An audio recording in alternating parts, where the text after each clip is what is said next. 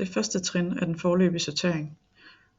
Her skal du vurdere, om de 37 udsagn har haft en lille påvirkning på, hvorfor du har valgt en skælforretning, eller om det har haft en stor påvirkning på, hvorfor du har valgt en skælforretning.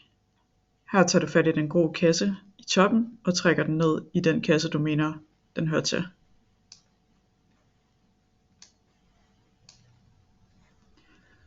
Hvis der er et udsagn, du mener, der ikke har haft nogen påvirkning, eller du ikke har oplevet, så sætter du den i den midterste kasse, der hedder ingen påvirkning.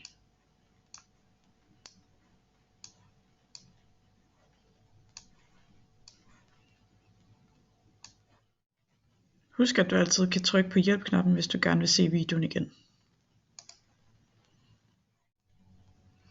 Når du er færdig, kommer der en boks frem, der står du gennemført sorteringen,